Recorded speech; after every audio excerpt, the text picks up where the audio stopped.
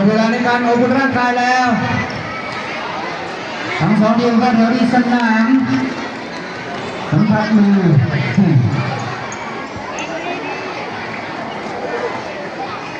ครับนักกีฬาต้องยืนโดยสัมผัสมือ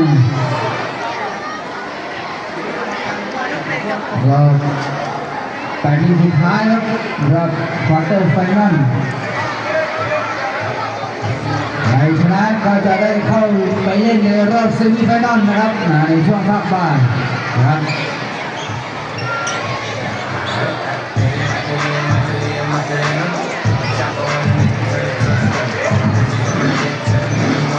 การเสียงแล้วว่าใครจะเป็นฝ่ายเคลียร์ลูกเริ่มเล่นก่อน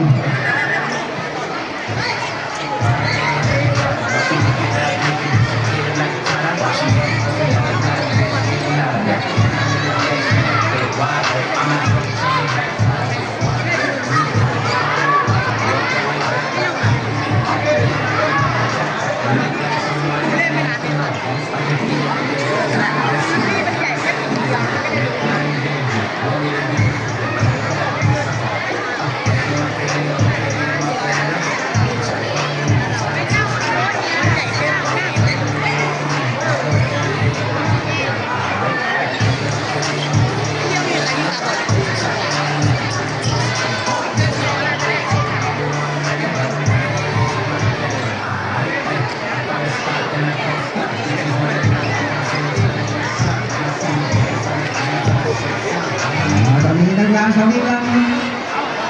ถ่ายรูปรวมพลังเอาละผมสวนคู่ต่อสู้แล้วทางด้านสุราทางควายคุณสอนนี่คุณครูกันตะวัฒน์ครับคุณนักศึกษาโรงเรียนสุราทางควายครับปกติปีนี้เราจะต้องไปแข่งที่สุราทางควายนะครูประทับปีหน้าย้ายไปสวิตนะกระทุ่มนั้นปีหน้าเราย้ายไปวัดกระทุ่มเสือปลารอวัดเอาละรอฟังสัญญาณนกหวีดมาครับเกมเริ่มแล้วเริ่มต้นเป็นนักการสุราทางควายนี้จะได้เป็นฝ่ายเขียนลูกเล่นบอลมาในชุดสีแดงนะครับนี่ไปถึง5 เมตรลูกเป็นงั้นเพื่อนเล่นไม่ได้เอาตัดไว้เจ้าวันนี้บอลมาเข้าทางสุราทางควายคอยเซฟกันขึ้นไปนี่แหละครับโอ้โหความสามารถเฉพาะตัวยังไงในวันนี้เดินทางไปได้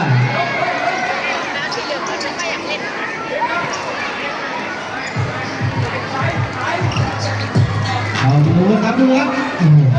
ครับออกบอลดีครับในวันนี้เอายังไงเอาแล้วเร็วเหลือเป็นการโยนคู่นี้เราตัวครับยังไม่ได้ประตูสำหรับสุราษฎร์ธานียังมาเล่นตามมาบอลอะไรก็หน่อยบอลออกข้างไปตัดมา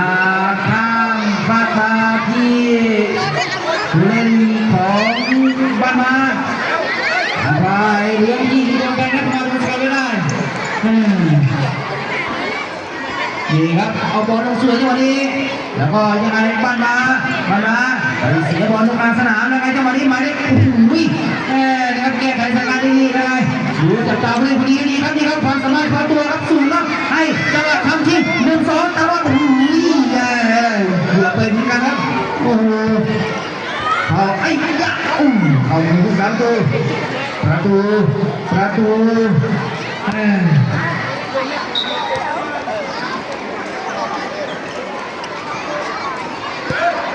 พื่อนนักเรียนนะที่พักช่วงกลางวันนะ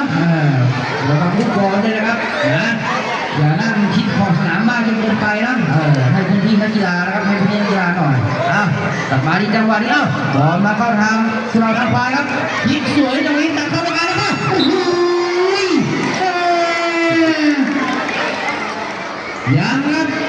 ยังไม่ได้ประตูครับกำลังไปบอลลงสวยจังหวะนี้อย่างไรครับบอลอยู่ที่ยิงสาบยาวนี่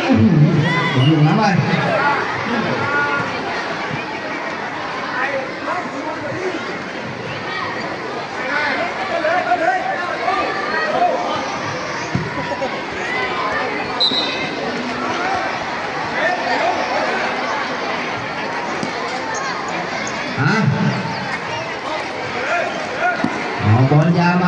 กยังไงจังหวะนี้อ้าวแล้วยังไง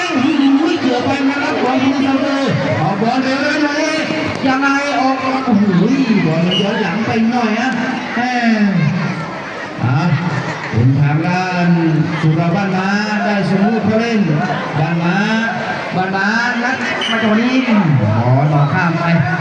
บ้านม้าจะได้เตะลูกยิงเข้าเล่นจ่ายตัดเข้าไปตรงกลางนี่ครับจับตาดูให้ดีครับผู้เล่นคนนี้ครับของสุราบ้านม้ามีความสามารถเขาตัวสูงครับยังเอาเลยแล้วดีครับคุณผู้ชมดูมาจังหวะนี้เล่นเร็วครับเขาเตะแตกไหมจะมีบาดเตะยิงไหมโอ้ได้เป็นลูกฟาวครับบ้านม้าจะได้ลูกฟรีคิกครับ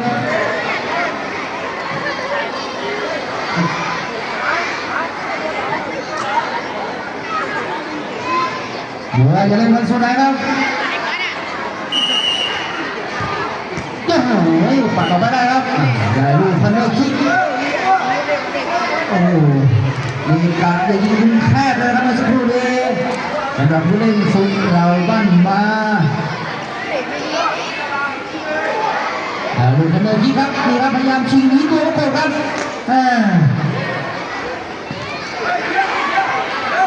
บอลมาจังหวะนี้บอลมาเข้าทางสุราทางควายยังไงจังหวะอย่างเข้ามือพี่สาวตัวดูบอลเร็วครับตรงนี้ประตูแรกเลยต้องมาก่อนนะครับสำหรับทั้งสองทีมจ่ายจากตรงนี้บอลมันยุบไปเลยยุบไปดูพี่สาวตัวแล้วพอบอลมาไม่ดูยังไงไปเสียบอลเกือบไปเหมือนกันครับโอ้โหมาพับอกสวยข้ามไปเลยบอลมาโอ้โหเล่นบุกสูดครับยังไม่มีประตูเกิดขึ้นนะครับสำหรับทั้งสองทีมขณะนี้ยกบอลงัดมาจังหวะนี้แล้วก็จะมีการเล่นเลยเกือบไปกันออกบอลเร็วมาครับสุราทางพลายเลี้ยงที่ตีตัวขึ้นไปตัดช่องนี้สวยโอ้โหนี่ก็ไม่เข้าใจกันนะเกมเริ่มแรกกันแล้วสำหรับทั้งสองทีมยังไงจังหวะนี้บอลอยู่ที่โอ้โหหยุดก่อนครับดูนักกีฬาก่อนครับเอาใหม่ดูนักกีฬาก่อนโค้ชเข้าไปดูนะครับโค้ชเข้าไปดูก่อนดูเกมก่อนครับดูนักกีฬาครับเซฟนักกีฬาไว้ก่อนเสียนักกีฬาก่อนครับนี่จังหวะของบอลนะครับแล้วก็ไปล้มลงไป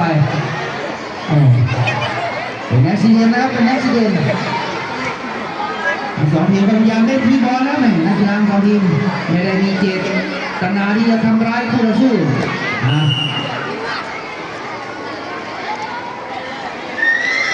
มาเริ่มเกมกันต่อแล้วมาดูเกมกันต่อบอลอยู่ที่สุราบ้านมาได้ไงยิงแล้วยิงแล้ว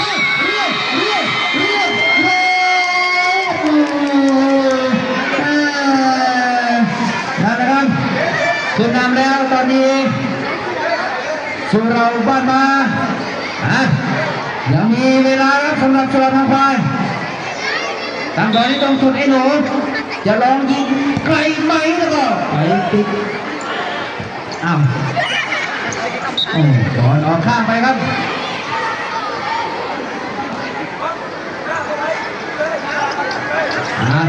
ทางควายโอ้โหโดนสกัดไม่ได้ครับผู้เล่นสุราบ้านมาตอนนี้ในสกอร์นี้ขึ้นนำแล้วถอยถึง5 เมตรไอ้หนูถอยถึง5 เมตรถอยระยะให้ถึงครับฟรีคิกคอร์เนอร์คิกนะครับคิกอินนะครับถอยระยะให้ถึง5 เมตรนะครับนี่คือกติกาฟุตซอลนะครับ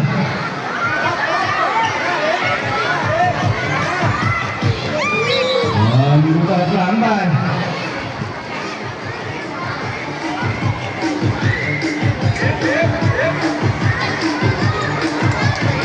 สุราทางขวาจะได้ลูกคอร์เนอร์คิกครับทางหน้ายังมีเบียดเจ็บอย่าจะไปจะมีการยิงไหมบอลไม่โดนมากเลยครับอะไรจะสาดยาวอยู่วันนี้ยังเก็บบอลไม่ได้ครับสุราทางขวาออกบอลมาอยู่กันไม่ได้ยังไงจังหวะนี้เขินสวยครับนี่แล้วบอกยังไงยังกันไม่ได้บอลอยู่ที่ทางขวายังปั๊มบอลเลยสวยจังหวะนี้บอล อนจากนี้กันลงยิงไปสักไปโอ้โหเกือบไปเหมือนกันโอ้เอากันใหม่มาเซตกันใหม่มาตั้งกันใหม่ผู้สาประตูออกบอลมาเป้าหมายที่กองหน้าจ่ายบอลกลับมาทันไหมสวยในจังหวะนี้ยังไงล็อกบอลยิงจังหวะไปเสียยังไงเกือบไปเหมือนกันออกบอลมายังไงได้ไหมหาไหมครับผู้สาประตูจะได้ส่งลูกเข้าเล่นอยู่ในช่วงในท้ายเกมแล้วอยู่ในช่วงในท้ายเกมแล้ว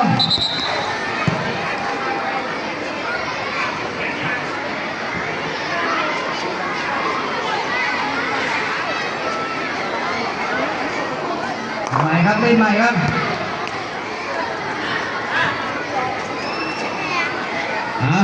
โยนบอลยาวมาบอลถูกออกหลังไป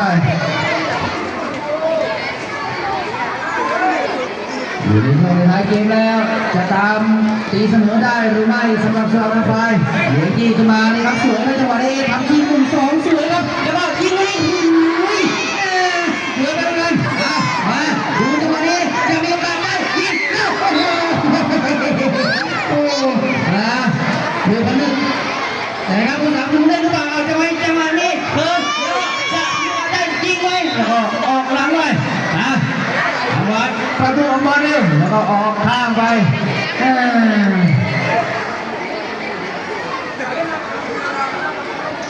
งัดมาอย่างนี้ฟันมาเอามือผู้สาประตูน่าจะเป็นช่วงในท้ายเกมแล้วนัดทีแล้วก็หมดเวลาครับนักกีฬาทั้งสองทีมสลับแดงพักหายใจกันก่อนนะครับเดี๋ยวกลับมาสู้กันต่อในครึ่งเวลาหลังกับอีก10 นาทีที่เหลือโอ้เป็นทุกอย่างให้เป็นแล้วสำหรับผู้บอลไทยเป็นทุกชนิดกีฬา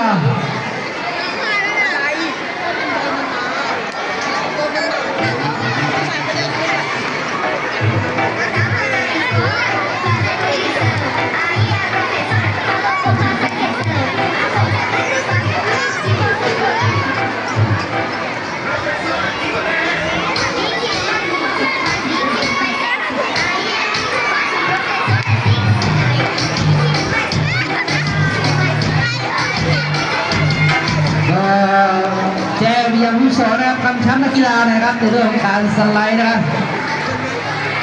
ในเรื่องการเล่นสไลด์นะครับอันตรายนะครับเห็นว่าลักษณะในการสไลด์มันเปิดเท้าหรือว่าการยันเข้ามานะครับเป็นอันตรายนะครับเพราะนั้นกำชับผู้สอนนะครับ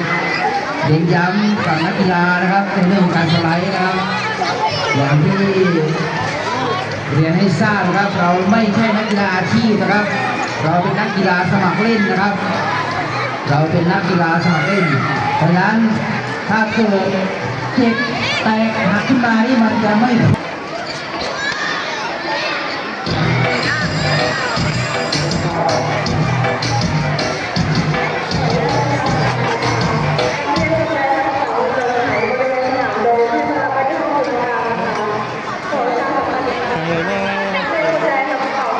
โชว์กันต่อในครึ่งเวลาหลังครับกับอีก10 นาทีที่เหลือสกอร์ตอนนี้นี่สุราบ้านม้านี่ยังนำอยู่ที่1-0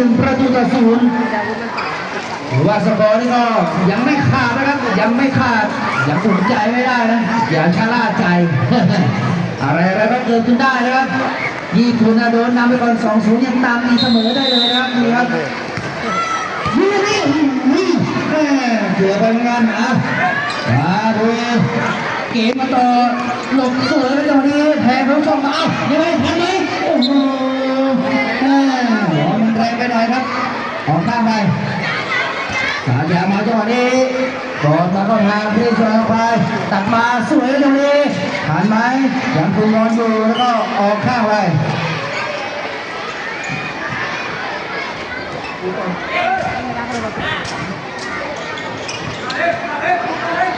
อยู่ที่สนามบ้านนานะครับอย่างแย่งที่เขาอยู่ที่บริเวณ ในแดนของสุราษฎร์ธานีกลับมาสวยจังหวะนี้แย่งมาได้โอ้โหแล้วก็ยังไงครับบอลมันไม่ค่อยติดเท้าเลยแก้ไขสถานการณ์ได้ดีตอนนี้ปั๊มบอลอยู่ที่ทางไปข้างหน้านี่มีเพื่อนวิ่งนำทางไปแล้วแต่ว่าช้าไปดูจังหวะครับบอลช้าไปหน่อยถอยให้ถึง5 เมตรครับระยะ5 เมตรแล้วก็ยิงลูกนี้โอ้โหยังไม่มีพลาดครับสาวตูประตูเลยครับข้างหน้าถึงไหมได้ไหมบอลไม่ดีครับทำให้เพื่อนเล่นยากนะจบจากคู่นี้ก็รุ่นอายุไม่เกิน12 ปีชายครับโรงเรียนวัดกระทุ่มเสือปลาครับพบกับโรงเรียนคลองปักหลักนะครับบริหารจัดการเวลาไม่ดีนะครับ8 ทีมสุดท้ายครับจ่ายมาเลยจ่ายยัดเข้ามา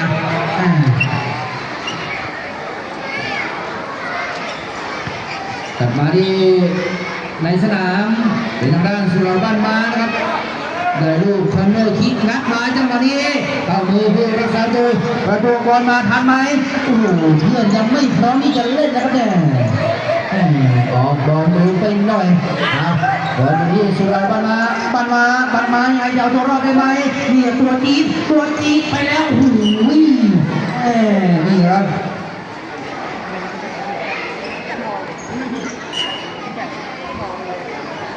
ขยันมาตรงนี้เหลือเกินยังไงบ้านมาคมหน้าแล้วลงยิงเรียวยังไปติดผู้เล่นของสุราษฎร์ธานีนะครับจ่ายยัดมาเลยแล้วก็ไปเข้าทางแล้วนี่นะครับอาศัยเตะยัดเข้ามาแล้วก็ให้บอลมันฉลับกองหลังของผู้เล่นทางขวาแล้วก็ตามไปซ้ำเข้าไปโอ้นี่ครับให้สัญญาการเปลี่ยนตัวนะครับนี่ครับต้องกลับไปพักก่อนสารยาวมาตรงนี้ออกหลังไปออกหลังวางข้างเล่นลูกคิกมาคุณครับตัวอยู่ขึ้นมาบอลลงไม่ได้มาแล้ววิ่งครับสุดเราทางขวาไงต้นหมานี่ก็ลงไปช่วยเกมรับกันได้ดีนะ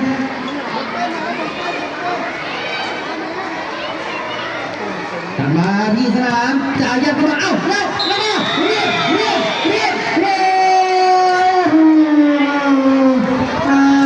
นี่นะครับนี่ครับต้องอาศัยลูกแบบนี้นะครับแม่ครับประตูที่ใส่มาแล้วแต่การเป็นชุดนี้นะครับเตะทีเดียวแล้วเข้าประตูไม่ได้สัมผัสใครได้ถือว่าไม่ได้ประตูนะครับเดี๋ยวเมื่อกี้นี่มันไปสัมผัสผู้เล่นคนที่2นะครับมาเลยยืนที่กินโตขึ้นไปลงมาอย่างขาดเวลาจะแทงยังไงไปแล้วจังหวะนี่จังสาดยาวขึ้นมาแล้วก็ไบสกันคิกนี่เดี๋ยวมีช็อตเด็ดคือประทับว่าเดี๋ยวมีช็อตเด็ดนี่ช็อตเด็ดอะไรไม่รู้กันนะช็อตเด็ดนี่คืออะไรเอาลงกระดูวางบอลยาวมายังไงบอลลงสวยครับยังไงจังหวะนี้บอลยังอยู่ที่กลางสนามพลิกได้สวยล็อกลงที่มาเอาตัวรอดมาได้มาที่ทางฝั่งซ้ายทำที่1-2แล้วก็ยิงโอ้โหทีเดียวเองครับจับบอลนำตัวไปเลยวางบอลยาวมายังไงจังหวะนี้ยังไงไปเข้าทางสุราษฎร์ธานีนักบอลมาจังหวะนี้แล้วก็โอ้โหเตะบอลออกไปเอง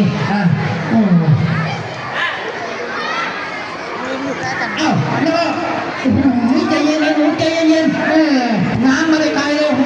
ใจเย็นดูจังหวะนิดนึงจังหวะ50ระวังหน่อยระวังครับระวังนี่นะครับโอ้โหเอาไหมนี่ครับบอลอยู่ที่สุราษฎร์บ้านมาโอ้โหจับบอลไม่ดีทางพายจะเล่นมาสุดไหนออกบอลยาวมาโดนตัดไม่ได้ก้มหน้าแล้วโดนยิงไปยังไปติดเล่นของสุราษฎร์ทางพายนี่ครับผู้เล่นคนนี้ครับความสามารถเฉพาะตัวนี้เหลือเกินจริงครับนี่ครับถ้าตัวใหญ่อย่างนี้นี่ถือว่าน่าเสียดายครับรูปร่างเล็กไปหน่อยแต่ก็ไม่ใช่อุปสรรคไม่ใช่ปัญหามาดูจะไงก้มหน้าแล้วก็ยิงสร้างมีอันทำไมเลยแล้วเที่ยงมาแล้วก็ตามซ้ำนี่ครับเอาเลยครับดาวยิงสูงสุดเอาเลยให้เลยดาวยิงสูงสุดประจันอยู่ในนี้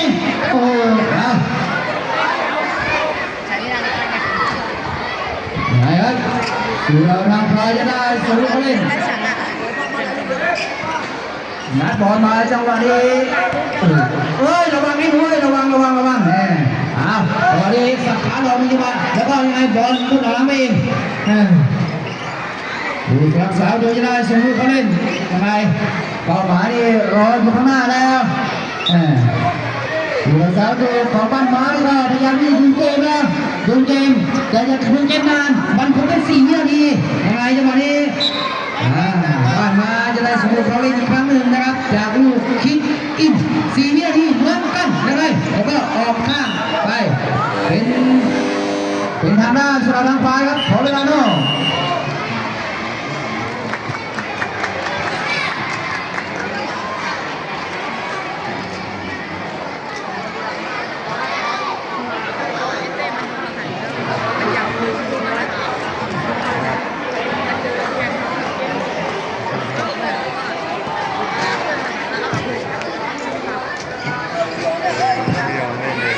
จากพรุ่งนี้นะครับผู้ต่อไปก็เตรียมตัวให้พร้อมนะครับ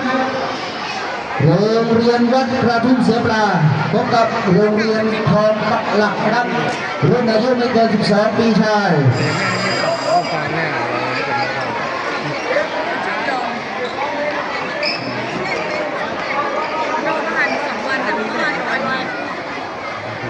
เติมมาแล้ว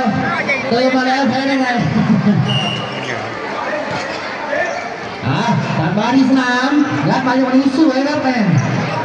บอลไปตรงนี้ทางพลายเลี้ยงลงไปจะทันไหมโอ้โห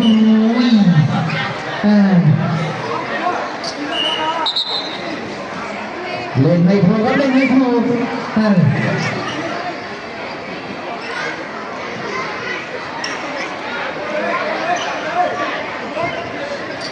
สับมาสาดยาวตรงนี้บอลมันไม่ตรงกรอบครับหลุดออกหลังไปห่างเยอะอย่างนี้ประตูช่องบอลยางมาอย่างนี้สกัดไม่ได้หางพลายยังไงจังหวะนี้ดีมายังไปติดผู้เล่นของบ้านมาโยกเราดีกว่าทำชิงกันมาจังหวะนี้ปั๊มบอลมาอยู่บ้านมาจ่ายเขาดีคนลูกแก้วสวยบอลมันหาบอลมันไม่ติดเท้าอะไรยัดมาจังหวะนี้แล้วก็ยังไงโอ้ยเอาโตกับเดียวแล้วบอลอยู่ที่บ้านมาทำไมไม่ทันครับหางพลายจะทำอะไรต้องรีบทำแล้วจะทำอะไรต้องรีบทำอย่าคิดนานอย่าคิดเยอะถอย5 เมตรเร็ว4 วินาทีเล่นให้ไปสาดยาวขึ้นมาแล้วก็ออกข้างไปโอ้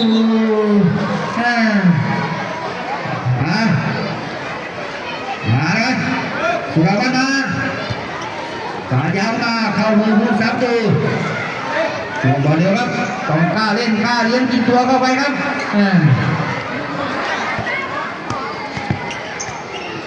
บอล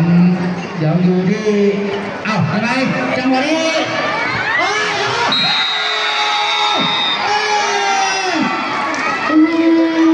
นี่ครับยิงดีเลยครับเนี่ยนี่นะครับตัวจริงของทีมครับสุราษฎร์มา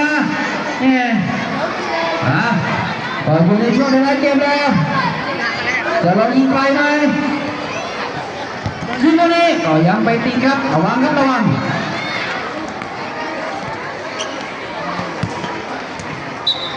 เหลือเม็ดเดียวไม่เป็นไรครับเกมจบแล้วนักกีฬาทั้ง2 ทีมเข้าแถวที่สนามครับเข้าแถวที่สนามแ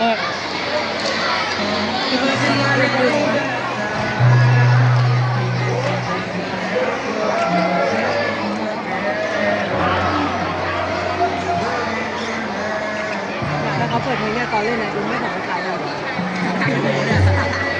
บบนี้เลยไปแล้ว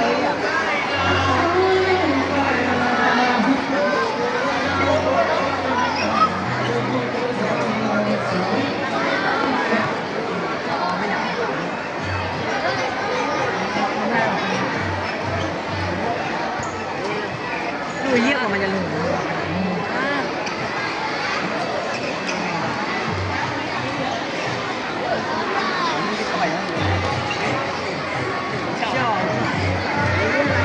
ก็ยังนักกีฬาวัฒนการนะครับ